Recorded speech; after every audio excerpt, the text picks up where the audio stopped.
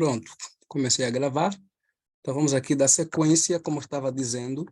Outra coisa importante com relação à leitura, a importância da teologia bíblica na pregação, é a consciência que temos que ter o quê? Da revelação ser progressiva. Que a revelação ela não foi dada num único momento. Vamos dar um exemplo aqui, talvez claro. Por exemplo, no Antigo Testamento, nós podemos até talvez pensar em trindade. Temos alguns sinais. Mas é o Novo Testamento que faz o quê? Que apresenta mais claramente a ideia de trindade. Então é fundamental que nós tenhamos consciência de que a Bíblia é um texto que foi dado por revelação progressiva, de forma progressiva. E isso é fundamental para que nós, ao lermos o texto bíblico, entendamos o quê? Que tem algumas ênfases no texto bíblico do Antigo Testamento que talvez, para compreendermos como deve ser, temos que buscar o quê? Subterfúgios no Novo Testamento. E às vezes, e aqui entra um outro ponto, que é o quê? Que às vezes o que complementa até para você compreender bem aquele assunto é o próprio Antigo Testamento. Em um texto que foi escrito mais à frente do que aquele que você está lendo agora. Então isso é fundamental. Essa consciência de que a revelação é progressiva, ou foi dada em progressão, nos ajuda a estudar um texto do Antigo Testamento e tentar fazer o quê? E tentar encontrar explicações, compreensões, ou então clareza dele onde? Em outros textos do Antigo Testamento que foram escritos depois dele, ou ainda no próprio Novo Testamento, porque a revelação é progressiva. Isso, resumindo, para parar aqui e deixar vocês perguntarem, caso queiram fazer alguma pergunta. É fundamental que a gente olhe para o Antigo Testamento com essa leitura de uma única história, que é formada por várias histórias, mas é fundamental que jamais esqueçamos isso. Se é uma única história, quer dizer o quê? Que essa única história tem um propósito. E então, por ser revelação de Deus, podemos dizer que ter essa compreensão da Escritura nos ajuda a jamais cair em antropocentrismo. O que é antropocentrismo? É a mensagem centrada nos homens. Se eu entender que a Bíblia é a revelação de Deus e que essa revelação de Deus é uma única história em que Deus está intervindo na história e a partir dela eu vejo quem Deus é, como Deus é, o que Deus está fazendo e vejo também qual é a sua vontade, seu propósito e vejo também como ele usa-se dos homens para realizar aquilo que ele quer realizar e qual seria a resposta adequada que os homens deveriam dar a Deus diante daquilo que ele revelou. Então tem uma coisa aqui que é importante. O quê? Eu jamais iria pregar no Antigo Testamento de forma antropocêntrica. Por quê? Porque a Bíblia não é a revelação dos homens, é a revelação de Deus. É Deus se revelando, é Deus se dando a conhecer, é Deus que está falando de si, é Deus que está falando do seu propósito, é Deus que está falando da sua vontade, é Deus que está mostrando como ele está agindo na história e usando pessoas. Isso é fundamental, queridos, porque me ajuda a entender que a Bíblia é a história do plano da redenção de Deus. O tema central da Bíblia é a sua redenção, é a redenção. E o personagem principal dela é o Redentor, que é Jesus Cristo de Nazaré. Isso quer dizer o quê? Que eu preciso olhar para a Escritura com que com esse fio de ouro, essa espinha dorsal. Qual a espinha dorsal? O fio condutor, que é o fio da redenção. Redenção. Quer dizer, de Gênesis a Apocalipse, o fio condutor da Escritura é esse, é a redenção. É o Criador fazendo o quê? Vindo aqui na Terra para redimir a sua criatura que fez o quê? Que caiu. E aqui eu tenho que dizer a vocês, é por isso, meus irmãos, que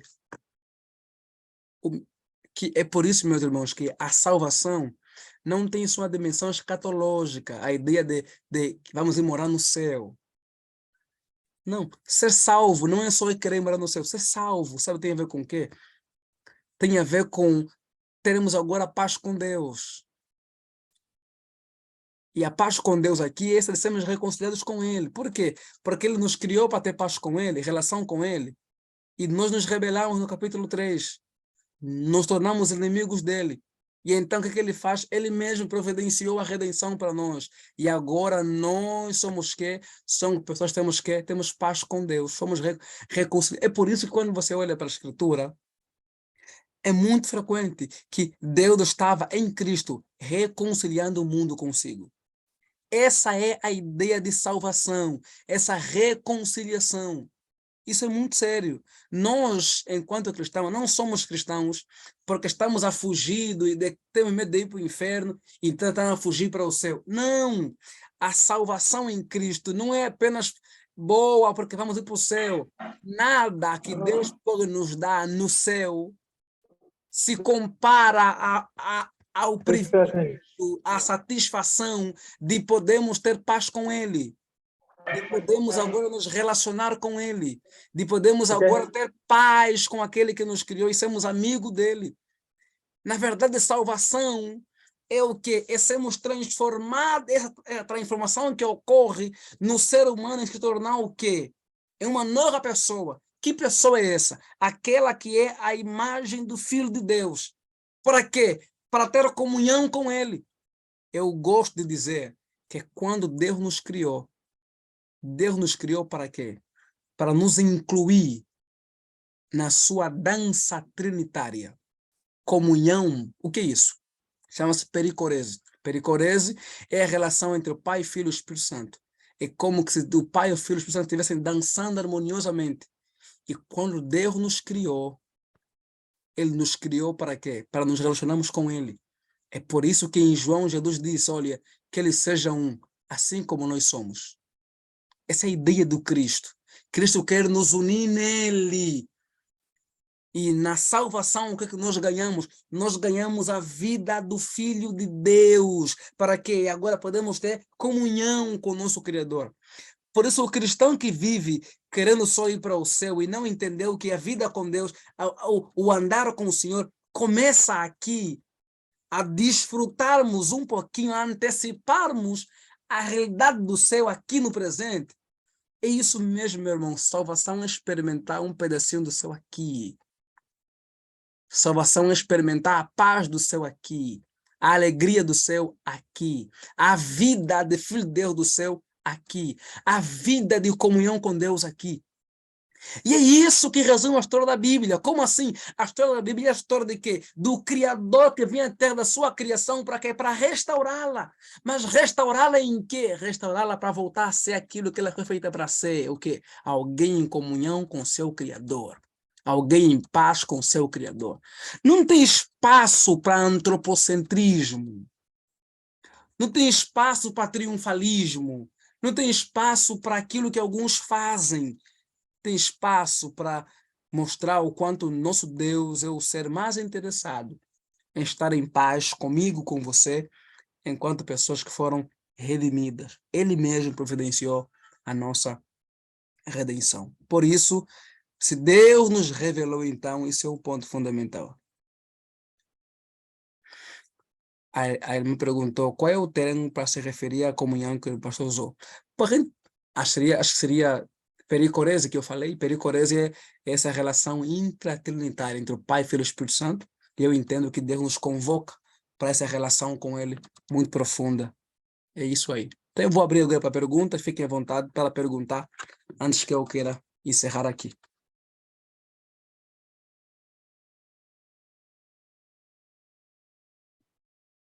Agora é com vocês. Se vocês querem fazer alguma pergunta, fiquem à vontade.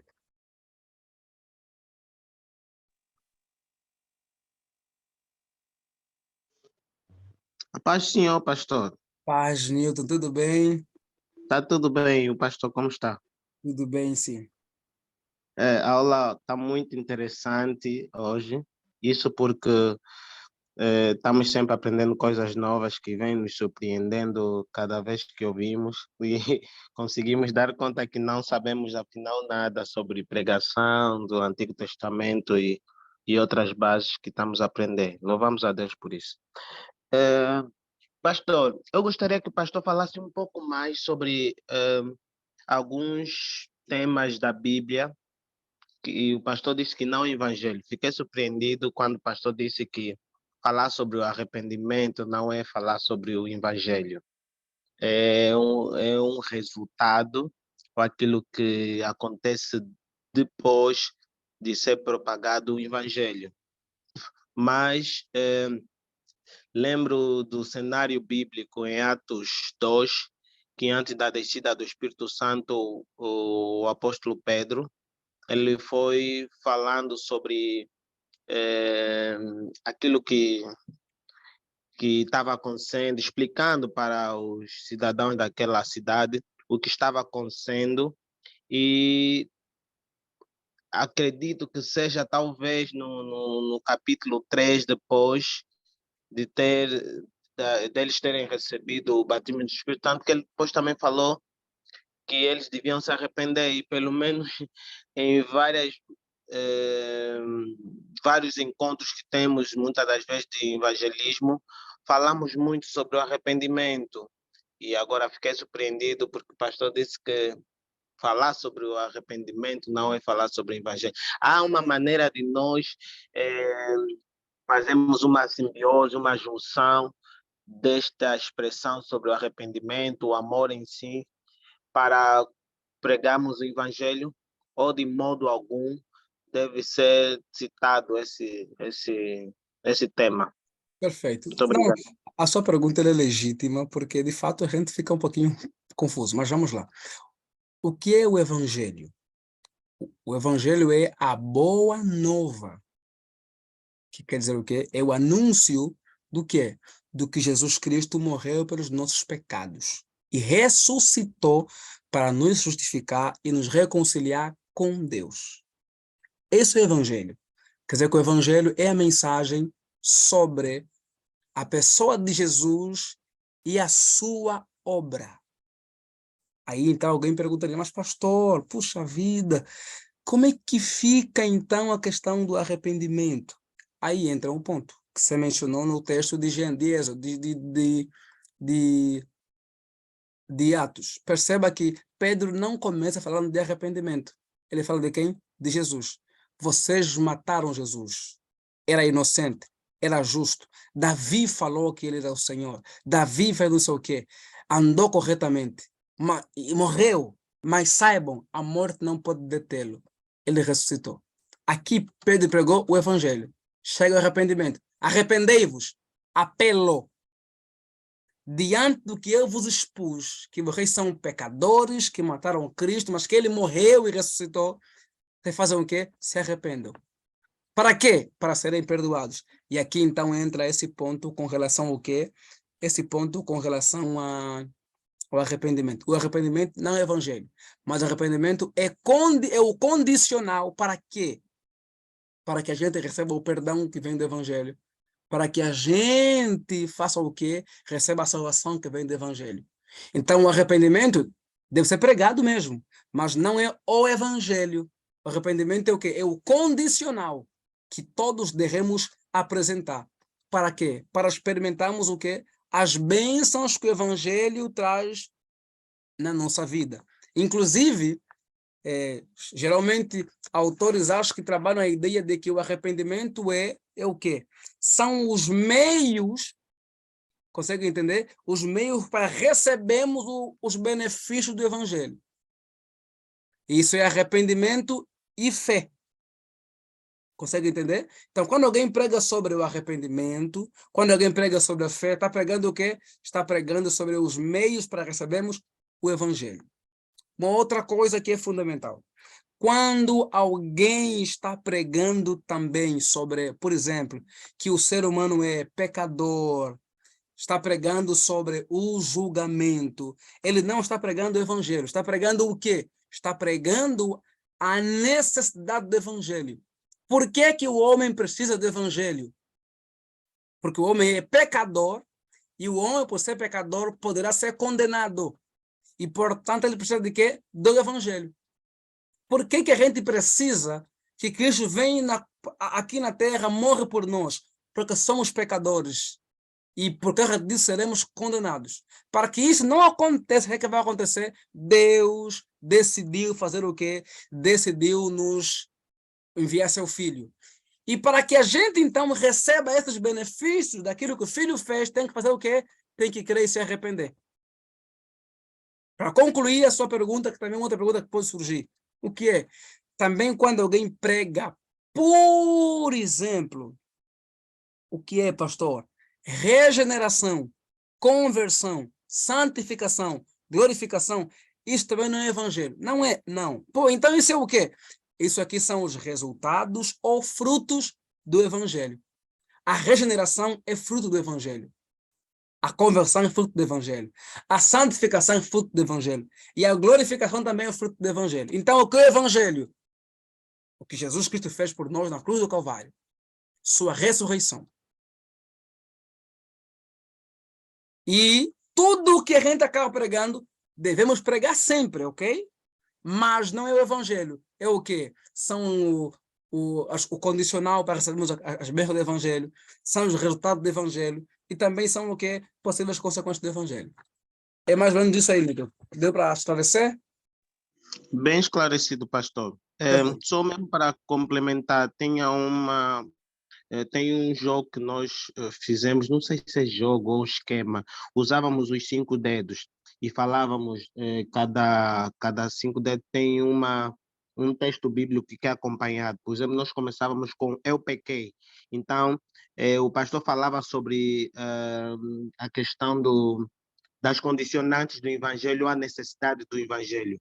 Por que que eu preciso do evangelho? Porque eu pequei. Porque a Bíblia fala que todos os pecados destituídos estão da glória de Deus. Pois vem, mas Cristo morreu por mim. E também falamos que Deus amou o mundo, que eu recebo, e por isso sou salvo. Então, ele fala uma série de coisas que, normalmente, quando vamos pregar o Evangelho, começamos a falar da natureza pecaminosa do homem, do porquê que ele precisa ser salvo, porque ele é um pecador. Mas ele precisa ser salvo e é um pecador, mas também tem outra parte que Deus lhe ama. E por Deus lhe amar, enviou Jesus para morrer pelos seus pecados. E todo aquele que receber, ele pode ser feito filho de Deus ao que crê no seu nome. E se aceita ele, então será salvo. Então, às vezes, fizemos uma ponte, começando a falar da condição do homem que é pecador e que não parou por ali. Deus provê o sacrifício, conforme ele mostra em Gênesis, quando fala da condenação que deu à serpente e que também viria alguém que esmagaria a serpente. Então, também acho que se falarmos desse jeito, estaremos pregando o evangelho, não é, pastor?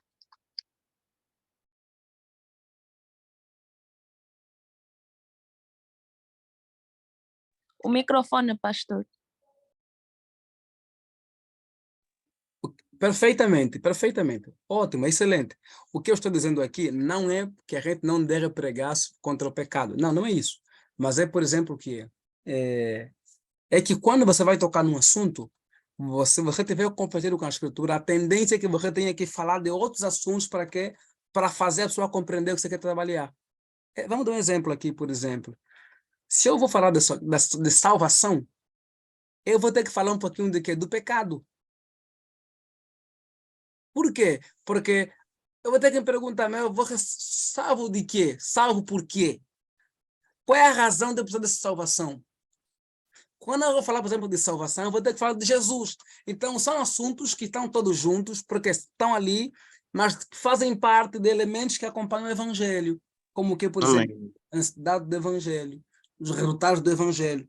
Então, como é que eu, por exemplo, santificação, salvação, regeneração, glorificação, é o quê? Resultados do Evangelho. Arrependimento e fé são o quê? São os condicionais para quê? Para desfrutarmos do quê? Daquilo que o Evangelho nos oferece. Pecado e condenação são o quê? São aquilo que demonstra a necessidade do evangelho. E nós temos que pregar tudo isso. Por quê? Porque tudo isso vai nos levar para onde? Para o evangelho. Esse é o ponto. Todos esses itens apontam para o quê? Para o evangelho. Digamos, puxa, eu sou pecador, então você precisa do evangelho. Puxa, eu preciso de salvação, então você precisa do evangelho. Puxa, eu quero ser glorificado, então precisa do evangelho. Puxa, eu não quero padecer no futuro na condenação, então precisa do evangelho. Então o evangelho é esse centro da história bíblica que tudo converge para ele. Por quê? Porque a história bíblica mostra o quê? O Deus Santo e os irmãos pecadores que carecem do seu Redentor. Vamos para a irmã Celso. Pergunta, filha, porque o tempo está indo embora. Milton, Deus abençoe. Amém. Pastor, a minha pergunta é concernente à escolha do povo de Israel, né? O meu colega tem um colega ateu e nós já tivemos muita confusão. Ele sempre perguntava para mim, então, por que Deus tinha que escolher o povo de Israel e não outro povo? Eu tentava lhe falar de João, acho que João 1,12, né? Que fala que todos quantos receberam foram feitos filhos de Deus, aos que creem no seu nome. Então, quando eu me deparo com esse tipo de situação, qual é a resposta mais ou menos que eu devo dar, principalmente quando tivermos num bate-boca com um ateu?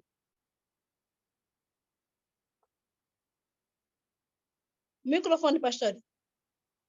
Microfone, pastor, desligado. Como estamos a falar de um ateu, então estamos a partir de um pressuposto de alguém que não crê em nada disso que a gente está falando aqui, né? Ele não crê nisso. O mínimo que a gente pode fazer é explicar para ele aquilo que nós entendemos ser a coerência da Escritura. E como é que a gente explica para ele? Veja, que Deus decidiu redimir sua criatura.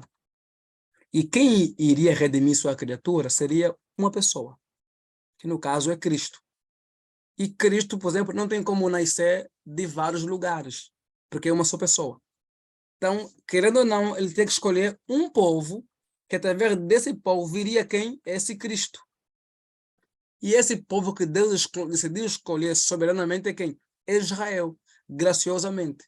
Então, ao invés dele achar que Israel é o xodó de Deus, ou então o queridinho de Deus e os demais não são, ele não entendeu que a ideia de escolher Israel não foi por causa de Israel em si. Israel não é o fim da sua escolha em Deus. Israel é um meio para o fim que Deus tinha de fazer o quê? De se encarnar e habitar entre nós e nos redimir. Então é mostrar para ele que Israel não é o queridinho, porque Israel não é o fim da escolha divina. Quer dizer, Israel não foi escolhido só por si, não. Israel foi escolhido como um meio, que por meio dela a mensagem de Deus iria chegar a outras partes do mundo, e principalmente porque por meio deles Deus iria se encarnar e então iria redimir aqueles que creem no Evangelho, como acabamos aqui de falar. Então essa é a leitura da Escritura, e não nunca, por exemplo, divinizar Israel, achar que Israel é o povo queridinho de Deus, os demais não são. Na verdade, Israel é um meio que Deus escolheu para apontar para o Redentor, que ia preparar o caminho, que Deus estava construindo, preparando, lapidando, moldando, para que então, quando chegasse a plenitude dos tempos, o Redentor pudesse chegar. É mais ou menos isso. Mais alguma pergunta?